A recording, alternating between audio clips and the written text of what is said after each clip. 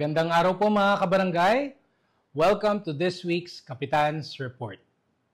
So, kamusta po tayo mga kabarangay? Sana lahat po tayo ay okay, maayos ang kalagayan. So, buwan na po ng Marso, March na. So, syempre, unang-una, nais ko lang magpasalamat sa mga bumati sa aking kaarawan last week. At nakakataba ng puso ang inyong mga birthday greetings, gayon din yung mga nagpadala rin ng konting regalo, para sa aking kaarawan. So maraming salamat po. And nawa ay patuloy niyo pong ipagdasal ang ating maayos na kalusugan. So ano pa ba mga kaganapan sa buwan ng Marso? Syempre, it's Fire Prevention Month. So antabayanan niyo po yan, yung ating mga activities para po sa Fire Prevention Month. Yan, mga fire drills, mga evacuation drills, yan, tiyak, magkakaroon tayo ng mga activities para dyan. Of course, ang Rabies Awareness Month, nag-uusap na rin ang ating Committee on Health at gayon din ang ating Sangguniang Kabataan para sa ating magiging activity for Rabies Awareness Month. At syempre, ang Women's Month. So syempre, nais ko rin batiin ng ating mga kababaihan ng Happy Women's Month po sa inyo. At syempre, dito sa Barangay San Antonio, nagkaroon na tayo ng kick-off ng Women's Month celebration. So, nagkaroon tayo ng yung pag-lead sa flag raising ceremony ng ating mga women representatives. At sa mga succeeding flag raising ceremonies ay sila ang mag-lead. Every Monday po yan. At syempre, nagkaroon din ng simultaneous na kick-off Zumba activity. So, ang mga barangay sa Pasig City ay hinikayat na magkaroon ng simultaneous na Zumba activity or exercise para maging hudyat ng pag-uumpisa ng pagdiriwang ng Women's Month sa lungsod ng Pasig. Siyempre tayo may mga naka-ready na rin tayo na ilang mga activities na umbaga barangay ang nag-initiate. Iba't ibang mga trainings, seminars, may mga workshops tayong iahanda. Of course, ang isa sa mga magaganda dito yung ating pagsagawa ng basic life support and first aid na training para sa mga kababaihan. Bahagi ito ng awareness. Hindi naman pang TESDA ang gagawin natin na training, pero just enough para i-increase ang awareness ng mga kababaihan pagdating sa first aid. Siyempre, meron tayong mga nakalinya na pag-participate ng ating mga kababaihan sa ating mga regular activities tulad ng Basura to Ayuda, yung cleanup drive, Seeding Galing, siyempre yung pray and play, yan, na magkakaroon ng heavy involvement ang ating mga kababaihan dito sa Barangay San Antonio. Of course, may nakalinya din tayong haircut tutorial at mga health and wellness na activities na ihahanda po natin para sa mga kababaihan ng BSA. So, abangan nyo lang po ang ating mga announcements na ipopost sa ating mga social media pages nang sa ganon ay magkaroon tayong chance naman para makaparticipate sa mga activity po na ito. So, nagpapasalamat ako, of course, kay Kagawad Pauline Blando na siyang pinakapunong abala tuwing Women's Month. Of course, ang Barangay Council, ang ating mga personnel sa VAUSI and BCPC, at syempre ang pamahalaang lungsod ng Pasig na siyang meron ding mga ilang initiatives para ipagdiwang natin ang Women's Month sa lungsod ng Pasig. At syempre sa Barangay San Antonio, tuloy-tuloy din ang ating mga regular services na ating inihahandog o ibinababa para sa ating komunidad. Siyempre, ang ating mga health services ay patuloy pa rin po na ating isinasagawa sa ating BSA Health Center. Of course, andyan yung ating mga regular na bakuna day para sa mga infants. Ang ating free medical and dental consultations na isinasagawa ng ating barangay physician at ng ating barangay dentists. Siyempre, dagdag na rin natin nung nakaraang Pebrero na kung saan ay pinagdiwang naman natin ang Oral Health Month. Nagkaroon din na tayo ng Oral Health Talk by Dr. Joseph Magpali, isa sa ating mga barangay dentist na isinagawa naman natin para sa ating mga mag-aaral ng BSA Child Development Center at gayon din ang mga Child Development Center pupils ng Barangay Orambo.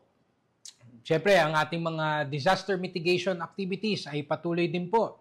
Tulad ng ating mga trimming of trees, yung mga flashing activities na ginagawa natin, hindi lamang sa ating mga kalsada, kundi pati sa ating mga drainages as well. No? Nagsimula na rin ang ating mga coordination meeting pagdating sa ating mga stakeholders na magsasagawa ng kanilang mga fire drill. No? Nabanggit ko kanina, Fire Prevention Month. So marami sa ating mga stakeholders ang magsasagawa ng kanilang mga fire and evacuation drills na this month. Siyempre, ang ating patuloy na paglahok at pakikiisa sa Kalinisan Day program ng national government o ito yung ating weekly cleanup drive ay patuloy pa rin nating isinasagawa. At nakakatuwa, no, nagiging avenue ito para sa mga NGOs, no, para ipapamalas naman nila ang kanilang volunteerism sa ating komunidad. So kamakailan, no, ang ating mga kaibigan mula sa Guardians ang siyang mga naging participants or isa sa mga naging force multipliers natin pagdating po sa pagpapatupad ng Kalinisan Day dito po sa Barangay San Antonio. Of course, tuloy-tuloy din po ang ating mga regular meetings. Ano yung mga regular meetings? Pag inisip nyo, parang kailangan pa ba yan, no? Yung mga monthly meetings? Pero isang mahalagang avenue po ito, no? Para ang ating mga departments, ang mga employees natin sa ating barangay, no, ay nakakapag-align para matiyak, no, ang maayos na delivery ng ating mga social services para sa ating komunidad. Siyempre, andyan na ang ating regular session ng ating barangay council na kung saan natatalakay ang iba't ibang mga activities, plans, programs, and projects para sa ating komunidad. Of course, mga regular monthly meetings ng Barangay Anti-Drug Abuse Committee, ang ating Peace and Order Committee, at ng ating Lupong Tagapamayapa. So, syempre, no, kung pinapakita lang po natin, no, na ang ating coordination at yung pag-align ng ating mga programs ay tuloy-tuloy po dito sa ating komunidad. Of course, we're also very happy na through our Sangguniang Kabataan ay naitatag na ang ating KKDAT, kung tawagin, o ang Kabataan Kontra Droga at Terorismo. So isa po itong organisasyon o samahan na kung saan ay ang youth ay ini-encourage para maging aktibo sa mga programa kontra droga. At sa lungsod ng Pasig, no, pangalawa pa lang tayo, no, na barangay na nakapagtatag ng isang KK na organization. So nagpapasalamat ako syempre kay SK Chairman Justin Garde, no, na talagang took on the challenge para maging compliant na rin ang Barangay San Antonio pagdating sa pagtatag ng sarili nitong KK. So again, nagpapasalamat ako sa buong Barangay Council, sa ating SK Council, sa ating buong barangay workforce at syempre sa ating mga youth leaders and youth volunteers na talagang nagtutulong-tulong upang maisagawa natin ang iba't ibang mga activities para po sa ating barangay. At syempre, no, nais ko lang i-flex, no, ang ating mga BSA Young Achievers at syempre ang aming pagbati sa inyo ng congratulations sa inyong again, no, pagdala ng karangalan para po sa ating barangay. So unang-una po, no, ang ating mga graduates ng ating BSA Scholarship Program, no, na kamakailan ay mga ganap na mechanical engineers na sina Eco Garde at gayon din si Rhea Casusi, no, mga engineer na sila. So congratulations po sa inyo. Of course si Eco dati rin nating SK Kagawad and that both of them, yes, no, ay ating mga BSA scholars. So talaga nakaka-proud na kayo ngayon ay nakapasa sa board exam at ngayon ay licensed mechanical engineers na. So alam ko sooner or later, no, maibabalik nyo rin o makakatulong din kayo sa ating barangay, lalong-lalo na pagdating sa mga infrastructure programs natin. So sa ating mga bagong engineer, congratulations and keep up the good work. At syempre, Godspeed sa inyong tatahakin na career. At syempre, mga atleta naman. No? Of course, congratulations kay Miss Julia Mendoza. No? Isa na naman nating kabarangay na sa archery to, sa archery. No? At alam ko, marami na ring medals ito. No? Marami na nahakot na award ito. So, itong si Julia, no? Alam ko, yung kanyang mother ay talagang napakagaling din. No? Full support din sa kanyang anak. So, back-to-back, no? Silver and bronze medalist winner si Julia sa dalawang kompetisyon, ang Manila Polo Club Archery Tournament at gayon din sa Batang Pinoy Recurve Archery Tournament na 13 and under category. So again, congratulations Julia and keep up the good work. No? Tulad nga ng sabi ko, no? At least pag nakakausap ko ang mother ni Julia, sabi nga namin, hindi mura no? Yung napiling sport ni Julia. Pero again, mainam na rin ito at least sa sports na ibubuhos no ang attention ni Julia kaysa nga mapunta pa sa bisyo no o kaya kung nagagadget lamang. So again no Julia, you have our full support. So congratulations and again no good luck sa mga darating pa na competition na iyong sasalihan. And last but not the least, syempre ang aming pagbati din sa men's volleyball team ng Orambo Elementary School, no? Yung volleyball team ng OES, no? Iilan din dito, no? Mga kabarangay din natin. So nakakatuwa na ang BSA ay naging venue host para sa naging division athletic meet na ginawa dito sa ating barangay at kung saan nag-champion ang ating OES men's volleyball team. So they will represent no NCR na no dahil sa 12 under category dahil nga sa pagkakapanalo nila nung nakaraan na dito sa ating barangay ginawa. So again, maraming salamat again sa inyong paghatid no ng pride at karangalan muli para sa ating barangay at syempre congratulations and do keep up the good work. And isang announcement lamang po sa ating mga kabarangay, no? Lalong-lalo na yung mga hindi pa botante ng Barangay San Antonio. So magkakaroon po ng satellite voters registration no? Dito po sa Robinson's Galleria. So dalawa pong set of schedules nila, no? Isang March 7, 8, and 9 at isang March 14, 15, and 16. No? So the schedule will be from 8 a.m. to 5 p.m.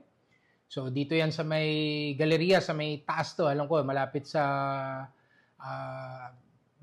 DigiWorld, yan, yung DigiWorld area ng Robinson's Galleria. So yun, sa mga hindi pa botante, no, samantalahin na po natin ang pagkakataon, no? COMELEC na po ang naglapit ng serbisyo para sa atin dahil alam ko minsan talagang hindi naman ganun kakumbinyente na tayo ay dumayo pa sa COMELEC office sa may Pasig City Hall compound. So let's grab this opportunity. Again, ang kailangan lamang pong dalhin ay government-issued ID na makikita na ang address ay Barangay San Antonio. Doon naman sa mga walang government-issued ID, no, maaari po kayong kumuha ng residence certificate no, or barangay clearance no, dito sa ating barangay hall.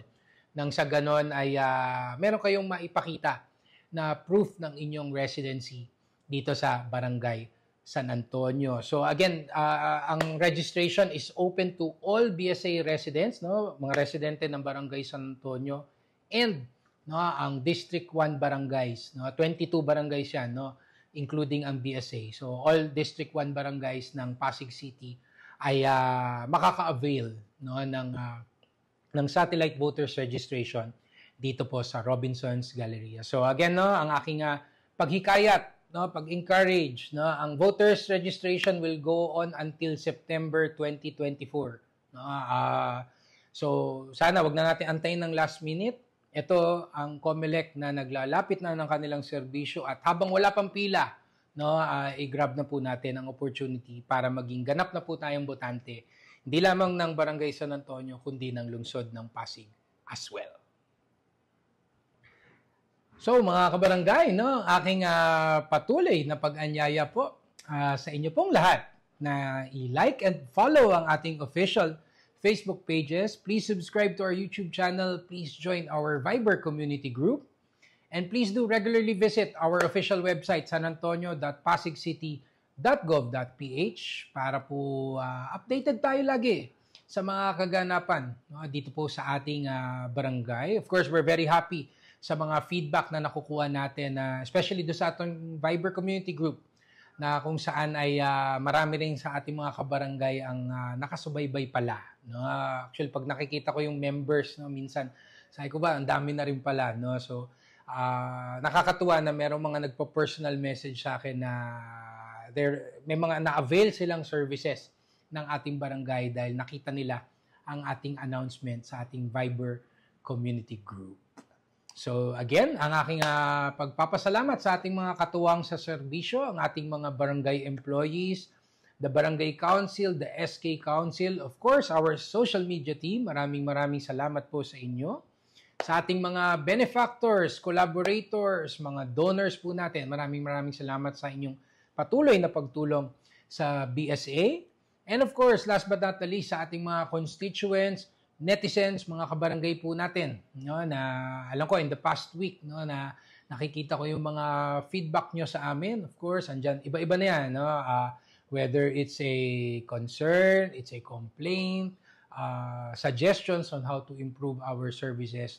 All of this, no, we appreciate para mas mapaganda pa, no, ang ating pagseserbisyo dito sa ating barangay. So again, ang aking pagpapasalamat po sa inyong lahat, sa inyong pakikinig, and rest assured that BSA will continue to do its best upang hihatid po ang tunay na service with a smile, no, para po sa ating komunidad. So sa ating mga kabarangay, no, patuloy lamang po tayong magdasal, no, ang ating pananampalataya na kinakailangan pa rin po natin yan patibayin, no, patibayin po natin para makaraos po tayo, no, sa ating mga daily challenges sa ating buhay. So sa ating mga kabarangay, mag-ingat po tayo lagi. Stay safe always.